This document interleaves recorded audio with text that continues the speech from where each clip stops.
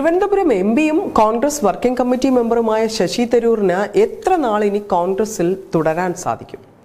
കോൺഗ്രസിനെ നിരന്തരം വിമർശിക്കുകയും മോദി സ്തുതി തുടരുകയും ചെയ്യുന്ന തരൂർ ഹൈക്കമാൻഡിന്റെ കണ്ണിലെ കരടായി മാറിയിട്ട് 10 മാസം പിന്നിടുന്നു. തരൂരിനെ പാർട്ടിയുടെ എല്ലാ പദവികളിൽ നിന്നും നീക്കം ചെയ്യണമെന്നാണ് കോൺഗ്രസ് ഹൈക്കമാൻഡിന്റെ നിർദ്ദേശം. കോൺഗ്രസിൽ നിന്നും പുറത്താക്കപ്പെടുന്ന തരൂരിനെ സ്വന്തം തട്ടകത്തിൽ എത്തിക്കാനുള്ള പദ്ധതികളാണ് BJP വിഭാവനം ചെയ്തിരിക്കുന്നത്. കോൺഗ്രസിൽ ദേശീയ തലത്തിൽ പിളർപ്പുണ്ടാകുമെന്നാണ് ബീഹാർ തിരഞ്ഞെടുപ്പ് പ്രചാരണത്തിനിടയിൽ പ്രധാനമന്ത്രി സൂചിപ്പിച്ചതും. കോൺഗ്രസിലെ അസ്വസ്ഥരായ നേതാക്കളെ ഒരുമിപ്പിച്ചുകൊണ്ട് പുതിയൊരു രാഷ്ട്രീയ പാർട്ടി ഉണ്ടാക്കാനുള്ള സാധ്യതകളിലേക്കാണ് ഇത് വിരൽ ചൂണ്ടുന്നത്. കേന്ദ്ര സർക്കാരിനെ പിന്തുണയ്ക്കുകയും മോദിയെ സ്തുതിക്കുകയും ചെയ്യുമ്പോഴും നേരിട്ട് BJPയിൽ ചേരാൻ ശശി തരൂർ തയ്യാറല്ല. ഇതോടെയാണ് പുതിയ പാർട്ടി ഉണ്ടാക്കി കോൺഗ്രസിനെ ക്ഷീണിപ്പിക്കാനുള്ള നീക്കം BJP ആരംഭിച്ചിരിക്കുന്നത്. AICC അധ്യക്ഷ പദവി ആഗ്രഹിച്ച ശശി തരൂർ ഇപ്പോൾ പാർട്ടിയുടെ അകത്താണോ പുറത്താണോ എന്ന് വല്ലാത്തൊരു വ്യക്തമല്ലാത്ത രാഷ്ട്രീയ അവസ്ഥയാണ്. നിരവധി വിഷയങ്ങളിലാണ് തരൂരും കോൺഗ്രസ് നേതൃത്വവുമായി വിയോജിപ്പുള്ളത്. ഇത് വളരെ പെട്ടെന്ന് ആരംഭിച്ചതൊന്നും സംഘടനാ തിരഞ്ഞെടുപ്പുമായി ഉടലെടുത്ത ആശയ വൈരുദ്ധ്യങ്ങളാണ് തരൂരിനെ നേതൃത്വവുമായി അകറ്റിയത്. ഇത് G24 എന്ന പാർട്ടിയിലെ തിരുത്തൽ ശക്തിയുമായുള്ള ബന്ധത്തിൽ നിന്നും ഉടലെടുത്തതാണ്. കുടുംബാധിപത്യമാണ് കോൺഗ്രസിന്റെ തകർച്ചയ്ക്ക് വഴിവെച്ചതെന്നായിരുന്നു G24 നേതാക്കളുടെ ആരോപണം. തരൂർ ഇതാണ് വീണ്ടും ആവർത്തിക്കുന്നത്. AICC അധ്യക്ഷ തിരഞ്ഞെടുപ്പിൽ ഔദ്യോഗിക സ്ഥാനാർത്ഥിയായിരുന്ന മല്ലികാർജുന ഖർഗെക്കെതിരെ പാർട്ടിയുമായി ആലോചിക്കാതെ സ്ഥാനാർത്ഥിത്വം പ്രഖ്യാപിച്ചതോടെയാണ് തരൂർ പാർട്ടി നേതൃത്വവും തമ്മിൽ അകലാൻ തുടങ്ങിയത്. ഇതോടെ തരൂർ ഹൈക്കമാൻഡിന്റെ റഡാറിൽ നിന്നും തെന്നിമാറി. കേരളത്തിൽ മുഖ്യമന്ത്രി സ്ഥാനാർത്ഥിയാവാനും നേതൃനിരയിലേക്ക് ഉയരാനും തരൂർ ശ്രമിച്ചെങ്കിലും ഒരു പരിഗണനയും ഇവിടെ നിന്നും ലഭിച്ചില്ല എന്നതാണ് വാസ്തവം. പാർലമെന്റിൽ കോൺഗ്രസ് ഉപനേതാവാകാനുള്ള ശ്രമവും വിജയം കണ്ടില്ല. ഇതാണ് തരൂരിനെ നിരാശനാക്കിയത്. ഇതോടെ തരൂർ വിമത സ്വരം ഉയർത്തിക്കൊണ്ടിരുന്നു. വിയോജിപ്പുകൾ ശക്തമായി പ്രകടിപ്പിച്ചാലേ പരിഗണിക്കപ്പെടൂ എന്ന ധാരണയാണ് തരൂരിനെ കൊണ്ട് ഇതെല്ലാം ചെയ്യിച്ചതെങ്കിലും പരിഗണിക്കപ്പെട്ടില്ല എന്നത് വീണ്ടും വാസ്തവമായി. രാഹുൽ ഗാന്ധിയും സോണിയാഗാന്ധിയും വേണ്ട പരിഗണന തരൂരിന് നൽകിയില്ല.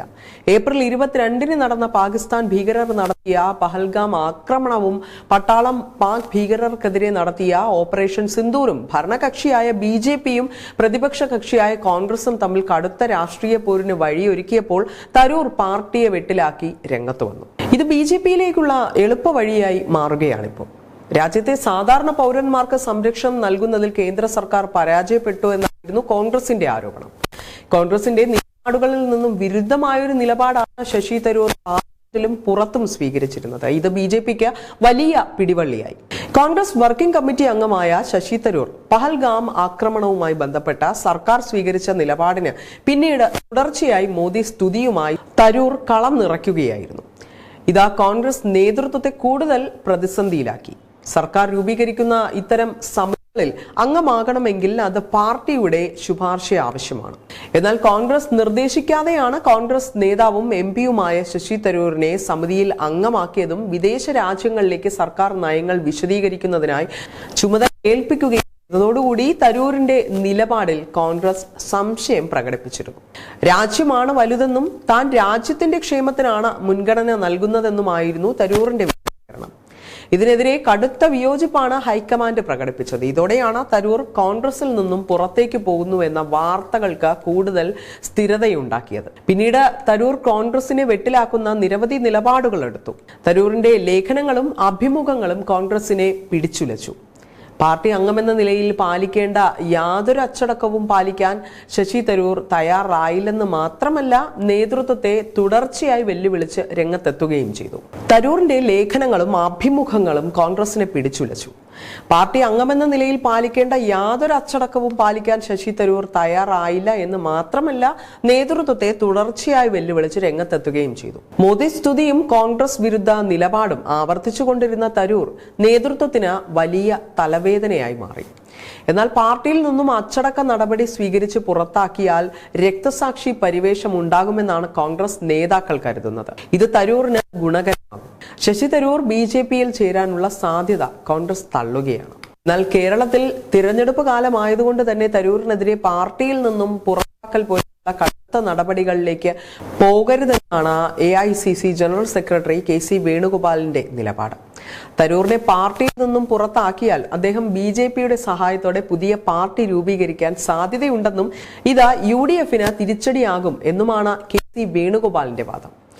അതുകൊണ്ട് തന്നെ നിയമസഭാ തെരഞ്ഞെടുപ്പ് വരെ തരൂറിനെ പാർട്ടിയിൽ നിലനിർത്തുന്നതാണ് നല്ലതെന്നാണ് ഹൈക്കമാൻഡിന് മുന്നിൽ KC വെച്ചിരിക്കുന്ന നിർദ്ദേശം. കേരളത്തിൽ യുവാക്കൾക്കിടയിൽ തരൂറിന് സ്വാധീനമുണ്ടെന്ന തിരിച്ചറിവാണ് കടുത്ത തീരുമാനങ്ങളിലേക്ക് പോകേണ്ടതില്ല എന്ന നിലപാടിന് കാരണമായിരിക്കുന്നത്. എന്നാൽ ശശി തരൂരിനെതിരെ കടുത്ത നടപടി വേണമെന്നാണ് കേരള നേതാക്കളുടെ ആവശ്യം. നിരന്തരമായി BJP വക്താവിനെ പോലെ മോദിയെയും കേന്ദ്ര സർക്കാരിനെയും ുന്ന തരൂറിനെതിരെ നടപടി സ്വീകരിക്കാത്തത് വരാനിരിക്കുന്ന നിയമസഭാ തെരഞ്ഞെടുപ്പിൽ തിരിച്ചടി ഉണ്ടാകുമെന്നാണ് KPCC ഭാരവാഹികൾ ഏറെ പേരുടെയും നിലപാട്. കഴിഞ്ഞ ദിവസം രാജ്മോഹൻ ഉണ്ണിത്താൻ MP ശശി തരൂരിനെ നിശിതമായി വിമർശിച്ച് രംഗത്തെത്തിയിരുന്നു. മോദിയെയും കേന്ദ്ര സർക്കാരിനെയും നിരന്തരം സ്തുതിക്കുന്ന ശശി തരൂർ കോൺഗ്രസ് വർക്കിംഗ് കമ്മിറ്റിയിലും AICC പ്രവർത്തക സമിതിയിലും അംഗമാണ്. കോൺഗ്രസ് ടിക്കറ്റിൽ നേടിയ MP സ്ഥാനവും കോൺഗ്രസിലെ ഭാരവാഹിത്വവും എല്ലാം ഒഴിവാക്കാൻ തരൂർ തയ്യാറാകണമെന്നാണ് ദേശീയ നേതാക്കളടക്കം ആവശ്യപ്പെടുന്നത്. ചോറ് കോൺഗ്രസിലും ചോറ് BJPയോടും എന്നാണ് രാജ്മോഹൻ ഉണ്ണിത്താൻ തരൂരിനെ കുറിച്ചുള്ള ആരോപണം ഉന്നയിച്ചിരിക്കുന്നത്. രണ്ട് വഞ്ചിയിൽ കാലുവെച്ചുള്ള തരൂറിന്റെ നിൽപ്പിന് വളരെ പെട്ടെന്ന് തന്നെ തീരുമാനം ഉണ്ടാകുമെന്നാണ് ആനുകാലിക രാഷ്ട്രീയം നൽകുന്ന സൂചനകൾ.